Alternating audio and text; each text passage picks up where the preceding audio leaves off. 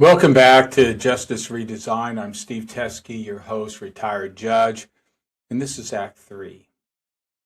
You know, after 35 years in this profession, I've learned something that most people never get to see.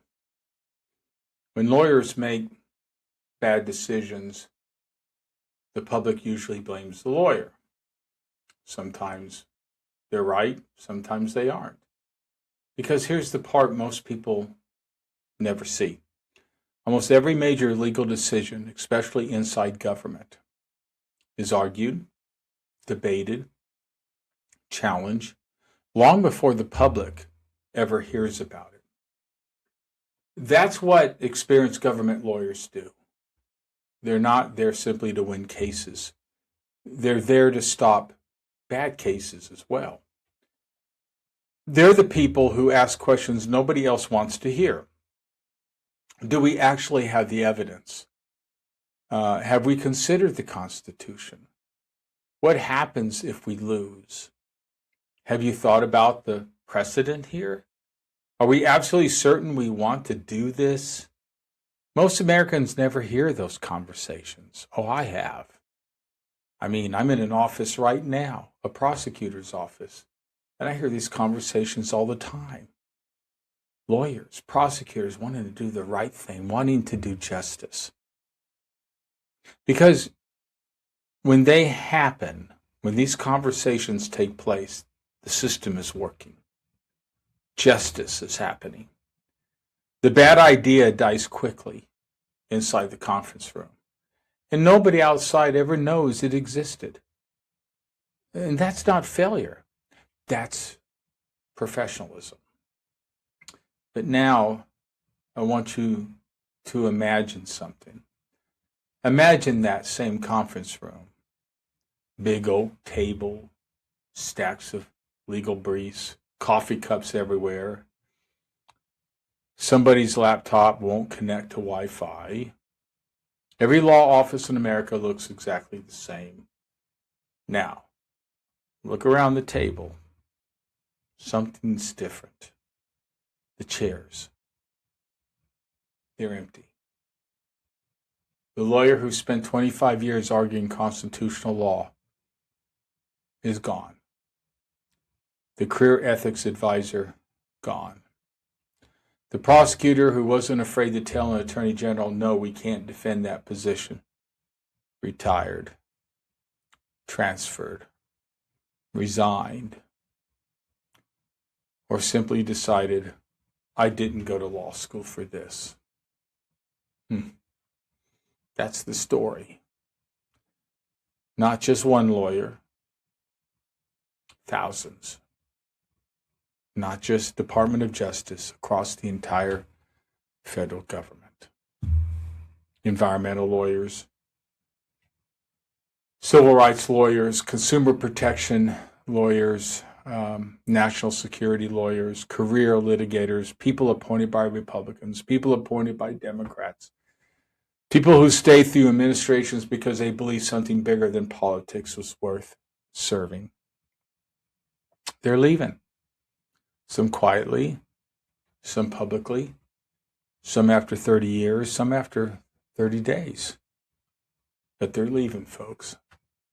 And here's the mistake we make. We think the story is about the departures, but it isn't. The departures, that's just the smoke. The fire, it's what's left behind. I've heard people say, well, they're just hire new lawyers. Of course they will. Government always hires new lawyers. The question isn't whether someone fills the chair. The question is, who's willing to sit in it? Because experience cannot be replaced by orientation. Judgment cannot be downloaded during onboarding, Wisdom doesn't come with an employee badge. You see, folks, you earn it. One difficult case at a time, one ethical dilemma at a time, one judge, one courtroom, one sleepless night, all at a time. Let me tell you something every trial lawyer learns, okay? There's a moment in every difficult case when everyone else in the room wants to keep talking, you know? And one lawyer quietly says, I don't think we should. Sometimes it's that lawyer that saves the case. Sometimes it's that lawyer that saves the client. Sometimes it's that lawyer that saves the institution. Those lawyers rarely become famous, okay? They don't hold press conferences. Nobody writes books about them. They're simply professionals, doing exactly what professionals are supposed to do. Until one day, they're gone. And then something remarkable happens. Not immediately, gradually. The meetings become shorter. There are fewer objections. The legal memos become more confident. The room becomes strangely comfortable. Everybody seems to agree. Everybody's on the same page. Everybody's a team player. You know what lawyers call that? Nothing. Because lawyers know it's terrifying. The healthiest legal offices I've ever worked in, they argued constantly, respectfully, professionally, but constantly. Why? Because the law is supposed to be tested, people. Ideas are supposed to be challenged. Arguments are supposed to survive scrutiny before they ever reach a courtroom. Agreement isn't the goal. Getting it right is.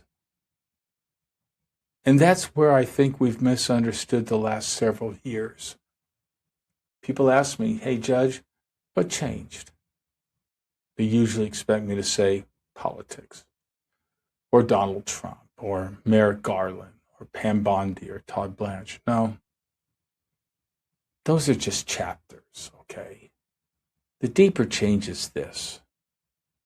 The room got quieter, not because the legal questions disappeared, because the lawyers asking them did. They disappeared.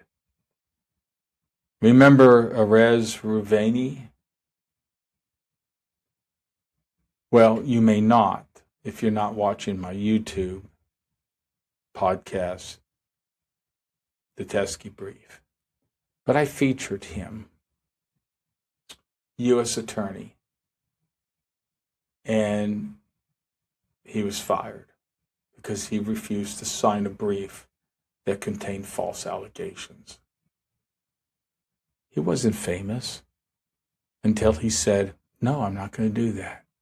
I'm not going to sign that. It's a lie. I took an oath to tell the truth.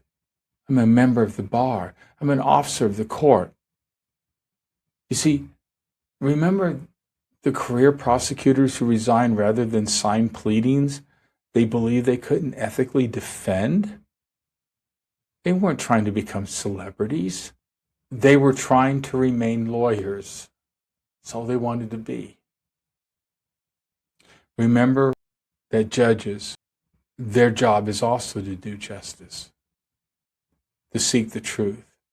And in my bar card series on the Teskey Brief, we remembered those judges. We've discussed them throughout that entire series. Boasberg, McElroy, Du Bois, Perry. They weren't looking for headlines, you know. They were doing what independent judges have always done. They ask uncomfortable questions. The tragedy is not that those questions had to be asked. The tragedy is that so few people inside the executive branch were asking them first. That's why this isn't really a story about politics. It's a story about professional loneliness. What about what happens when the last person willing to say, I have concerns, looks around the room and realizes everyone else has already stopped asking? There is an old saying in aviation: every safety regulation is written in somebody's blood. Think about that. Think about that. A lot of the aviation regulations were made because a plane went down. People died. The legal profession has its own version. Every ethics rule exists because somewhere, some lawyer once convinced himself or herself this one exception won't matter. Until it did. And that's why the resignations were never the story. They were the warning. Because institutions rarely collapse the day the experienced people leave. They collapse the day no one notices the chairs. Those chairs are empty. Folks, that's the end of Act 3. We have 2 more acts. Stay with me until Act 4. Everyone be safe. Take care. Bye.